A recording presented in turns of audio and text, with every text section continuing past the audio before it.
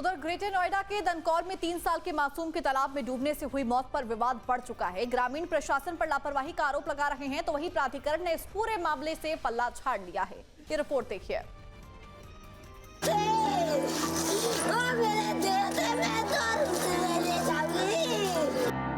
Greater Noida के दनकौर में एक मासूम की जिंदगी पानी में समा गई। करीब 3 साल का देवांश, जो अपनी मां के साथ रिश्तेदारी में एक गांव आया था, खेलते खेलते करीब 10 फुट गहरे तालाब में गिर गया।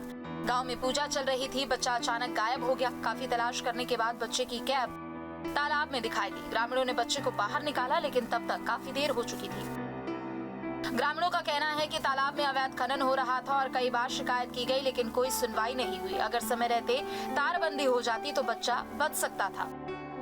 पहले हमने प्राधिकरण को लिखित में एप्लीकेशन दी कि यहाँ सेक्टर 150 की तरह घटना ना घट जाए, इससे आप वहाँ पर जाके नहीं बैरिकेड लगाइए, मिट्टी डलवाइए, पानी की सुचारू रूप से निकासी कराइए, लेकिन प्राधिकरण यहाँ सुनने के लिए तैयार नहीं है। ग्रामीणों का आरोप है कि तालाब की गहराई अवैध खनन की वजह से 10 फुट से ज्यादा हो गई, लेकिन किनारों पर कोई सुरक्षा का इंतजाम नहीं है। इसकी कई बार शिकायत भी की गई थी, लेकिन कोई कार्रवाई भी नहीं हुई। ये जमीन ग्राम समाज की है। एसडीएम और डीएम साहब का भी यहाँ पर लिखित में एसडीएम और डीएम साहब ने माना कि हाँ ये ग्राम समाज की नवीन। ग्रेटर नोएडा प्राधिकरण के जो अधिकारी हैं वो कह रहे हैं कि ये किसी धर्मवीर की जमीन है, उसमें कितनी सच्चाई है? ग्रेटर नोएडा प्राधिकरण झूठ बोल रहा, अपनी जिम्मेदारियों से भाग रहा है, क्योंकि धर्मवीर का खाता उधर है। दूसरी तरफ प्राधिकरण ने इस मामले में जिम्मेदारी से पल्ला झाड़ लिया है। अधिकारियों का कहना है कि तालाब वाली जमीन सरकारी नहीं बल्कि निजी है और गांव के ही एक किसान के नाम पर दर्ज है। प्राधिकरण का तर्क है कि निजी जमीन होने की वजह से वह सीधे तौर पर इसमें दखल नहीं दे सकता।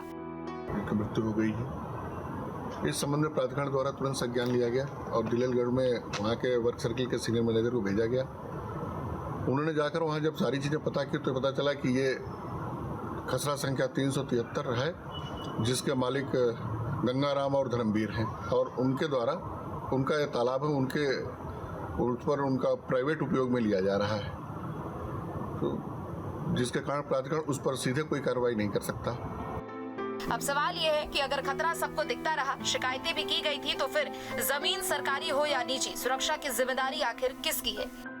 ग्रामीण जो महिलाएं हैं उनके सीधे तौर पर आरोप है कि जो भी जिम्मेदार अधिकारी हैं उन पर कार्रवाई हो और इस जगह की साफ सफाई कर कर पानी निकाला जाए।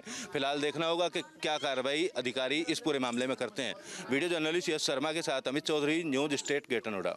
आपके मोबाइल पर तुरंत आएगी ब्रेकिंग न्यूज। स्क्रीन पर सबसे पहले दिखेगी बड़ी खबर। देश दुनिया की हर खबर एक जगह। अब आपके मोबाइल पर तुरंत फटाफट इंस्टॉल कीजिए न्यूज नेशन ऐप और रखिए खुद को अपडेट।